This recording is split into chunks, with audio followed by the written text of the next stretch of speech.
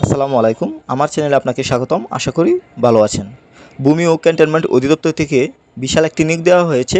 আসুন আমরা নিয়োগের বিস্তারিত দেখে নেই। এছাড়াও আপনি যদি আমার চ্যানেলে নতুন হয়ে থাকেন, প্লিজ আমার চ্যানেলটি সাবস্ক্রাইব করবেন, সেই সাথে নোটিফিকেশন অল দিয়ে দেবেন, যাতে করে পরবর্তী সময়ে সর্বপ্রথম আমার ভিডিওটি আপনার কাছে চলে যায়। কেননা একমাত্র আমার চ্যানেল থেকে কিন্তু বিশাল বিশাল নিয়োগগুলো বেশি করে আপলোড করা হয়। তাই আমার চ্যানেলটি সাবস্ক্রাইব করে রাখুন। চলুন এবার পুরো সার্কুলারটা আমরা দেখে নিই। এখানে দেখতে পাচ্ছেন গণপ্রজাতন্ত্রী বাংলাদেশ সরকার, সামরিক ভূমি ও ক্যান্টনমেন্ট অধিদপ্তর, প্রতিরক্ষা মন্ত্রণালয়, ঢাকা সেনানিবাস, www.dmlc.gov.bd। এটা হচ্ছে ওয়েবসাইট। তারিখ 30 মার্চ 2022। নিয়োগ বিজ্ঞপ্তি। সামরিক ভূমি ও ক্যান্টনমেন্ট অধিদপ্তর আওতাধীন বিভিন্ন সেনানিবাসী ক্যান্টনমেন্ট বোর্ড পরিচালিত শিক্ষা প্রতিষ্ঠানসমূহে বিদ্যমান নিম্নবর্ণিত শূন্যপদে জাতীয় বেতন স্কেল 2015 অনুযায়ী 11তম গ্রেডে 12,500 থেকে 30,230 টাকা বেতন। নিয়োগের জন্য নির্ধারিত যোগ্যতাসম্পন্ন বাংলাদেশের প্রকৃত নাগরিকদের নিকট হতে দরখাস্ত আহ্বান করা যাচ্ছে।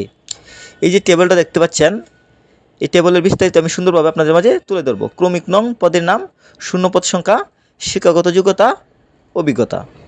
1 নম্বরে রয়েছে জুনিয়র শিক্ষক, শূন্যপদ সংখ্যা 42টি।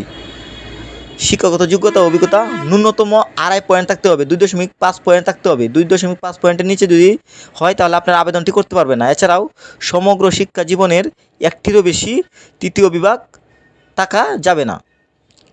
এছাড়াও এখন 2 নম্বরে দেখতে পাচ্ছেন জুনিয়র শিক্ষক ধর্ম, শূন্যপদের সংখ্যা 2টি।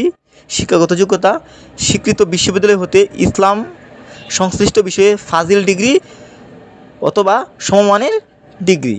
এখন আমরা 3 নম্বরে চলে যাব। 3 নম্বরে দেখতে পাচ্ছেন জুনিয়র শিক্ষক চারু ও কারুকলা, শূন্যপদের সংখ্যা 4টি। শিক্ষাগত যোগ্যতা স্বীকৃত বিশ্ববিদ্যালয় হতে চারুকলায় স্নাতক ডিগ্রি। 4 নম্বরে দেখতে পাচ্ছেন জুনিয়র শিক্ষক শারীরিক শিক্ষা, শূন্যপদের সংখ্যা 1টি। শিক্ষাগত যোগ্যতা স্বীকৃত বিশ্ববিদ্যালয় শিক্ষা প্রতিষ্ঠান হতে ন্যূনতম স্নাতক শারীরিক শিক্ষায় বিপিএড ডিগ্রি ও জুনিয়র ফিজিক্যাল ডিপ্লোমা। এখন আমি আপনাদেরকে দেখাবো শর্তাবলীগুলা। এই যে এখানে অনেক শর্তাবলীগুলো দেখতে পাচ্ছেন, আমি মোস্ট ইম্পর্টেন্ট শর্তাবলীগুলা সুন্দরভাবে তুলে ধরবো, যাতে করে আপনার আবেদন প্রসেসটা ভালো করে বুঝতে পারেন। এখানে দেখতে পাচ্ছেন, 1, প্রার্থীর বয়স 30 এপ্রিল 2022 তারিখে সর্বোচ্চ 30 বছর। প্রার্থীর বয়সের ক্ষেত্রে এফিডেভিট গ্রহণযোগ্য নয়। এছাড়াও মুক্তিযোদ্ধা শহীদ মুক্তিযোদ্ধাদের জন্য 32 বছর। এছাড়াও এখানে দেখতে পাচ্ছেন 4, অনলাইনে আবেদনপত্র পূরণ সংক্রান্ত নিয়মাবলী ও শর্তাবলী। পরীক্ষায় অংশগ্রহণ ইচ্ছুক প্রার্থীগণ job.shmrmi.gov.bd এই যে ওয়েবসাইটটা দেখতে পাচ্ছেন, এই ওয়েবসাইটে প্রবেশ করে আবেদন পূরণ করতে হবে। এছাড়াও দেখতে পাচ্ছেন অনলাইনে আবেদনপত্র পূরণ সংক্রান্ত বিস্তারিত তথ্য ও নিয়মাবলী। এই যে লিঙ্কটা দেখতে পাচ্ছেন, এই লিঙ্ক ও www.dmlc.gov.bd ওয়েবসাইটে এই যে দুইটা ওয়েবসাইট দেখতে পাচ্ছেন, এই দুইটা ওয়েবসাইটের মাধ্যমে আপনারা সকল বিস্তারিত জানতে পারবেন। এখানে এটাই বোঝানো হয়েছে। এছাড়াও দেখতে পাচ্ছেন আবেদন ফি 500 টাকা চার্জ প্রযোজ্য। এছাড়াও দেখতে পাচ্ছেন অনলাইনে আবেদন পূরণ ও পরীক্ষায় ফি জমাদানের শেষ তারিখ 8 মে 2022। মোটামুটি অনেক দিন সময় পাচ্ছেন আবেদনটি করার জন্য। আপনারা চাইলে আজকে থেকে আবেদনটি করতে পারবেন। এছাড়াও এখানে দেখতে পাচ্ছেন অনলাইনে আবেদনপত্রে পূরণকৃত তথ্য যেহেতু পরবর্তী সকল কার্যক্রম ব্যবহৃত হবে, সেহেতু অনলাইনে আবেদনপত্র সাবমিট করার পূর্বেই পূরণকৃত সকল তথ্যের সঠিকভাবে সম্পর্ক প্রার্থী নিজ শতভাগ নিশ্চিত করুন। অনলাইনে আবেদনপত্র সাবমিট করার পরে তথ্য পরিবর্তন করার সুযোগ থাকবে না। আপনি যখন অনলাইনে আবেদনটি করবেন তখন ভালোভাবে যাচাই বাছাই করে নেবেন, কেননা সাবমিট হওয়ার পর কিন্তু যাচাই বাছাই কোনো সুযোগ পাবে না। এখানে এটাই বোঝানো হয়েছে। এছাড়াও দেখতে পাচ্ছেন অনলাইনে আবেদনপত্রে প্রার্থী তার সদ্য তোলা ছবির সাইজ 300x300, এছাড়াও স্বাক্ষরের সাইজ 180x80 দিতে হবে এবং কি সর্বোচ্চ সাইজ 200 কেবির ভিতরে হতে হবে। এখানে এটাই বোঝানো হয়েছে।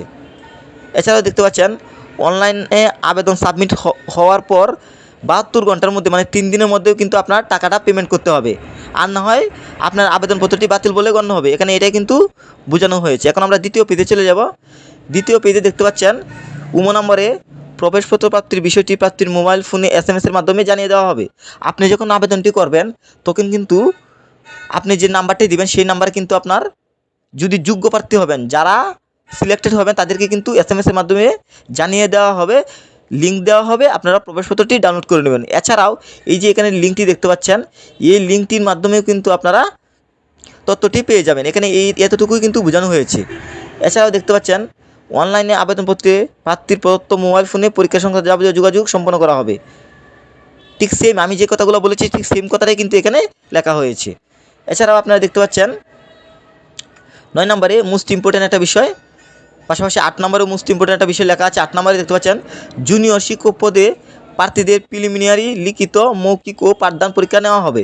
9 নম্বরে দেখতে পাচ্ছেন প্রজাতন্ত্রের কর্মে সরকারি, আধা সরকারি, বেসরকারি সংস্থা অথবা স্থানীয় কর্তৃপক্ষের অধীন চাকরিরত প্রার্থীদের মধ্যে যোগ্যতা সম্পন্ন ও নির্ধারিত বয়সের প্রার্থীরা নিয়োগকারী কর্তৃপক্ষের অনুমতিপ্রাপ্ত হলে পরীক্ষায় অংশগ্রহণ করতে পারবেন।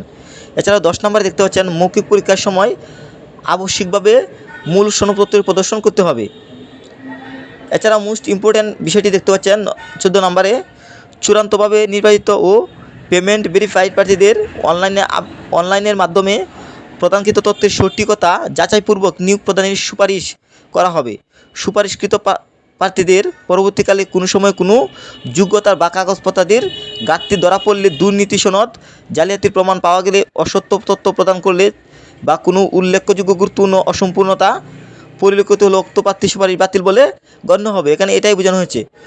এছাড়াও দেখতে পাচ্ছেন 16 নম্বরে নিয়োগ সংক্রান্ত বিজ্ঞপ্তির সংশোধন, বাতিল, শূন্য পদের সংখ্যা হ্রাস ও বৃদ্ধি করার ক্ষমতা কর্তৃপক্ষ সংরক্ষণ করবেন। এছাড়াও আমি পুরো সার্কুলারটা আমি সংক্ষেপে নোট করেছি, সংক্ষেপে তালিকা করেছি, যাতে করে আপনারা খুব সহজেই বুঝতে পারেন। তাই ভিডিওটি শেষ পর্যন্ত আপনারা দেখবেন। এছাড়াও এখানে দেখতে পাচ্ছেন পুরো সার্কুলারটি যার দায়িত্বে রয়েছে স্বাক্ষরিত মহাপরিচালক, সামরিক ভূমি ও ক্যান্টনমেন্ট অধিদপ্তর, প্রতিরক্ষা মন্ত্রণালয়, ঢাকা সেনানিবাস। এখানে দেখতে পাচ্ছেন চাকরির ধরন সরকারি চাকরি, জেলা সকল জেলা, নিয়োগদাতা প্রতিষ্ঠান সামরিক ভূমি ও ক্যান্টনমেন্ট অধিদপ্তর, মোট পদ 4টি, পদের সংখ্যা 49 জন, বয়স 18 থেকে 30 বছর, শিক্ষাগত যোগ্যতা স্নাতক ডিগ্রি, আবেদন শুরু 1 এপ্রিল 2022 থেকে, আবেদনের শেষ তারিখ 8 মে 2022, আবেদন করা যাবে অনলাইনে। আশা করি পুরো সার্কুলারটা বুঝতে পেরেছেন। আমি ঠিক প্রত্যেকটা সার্কুলারে এরকম সহজভাবে উপস্থাপনা করি, তাই আমার চ্যানেলটি সাবস্ক্রাইব করে রাখুন যদি আপনারা পরবর্তী সময়ে বিশাল বিশাল নিগুলা পেতে চান। সবাই ভালো থাকবেন, আল্লাহ হাফেজ।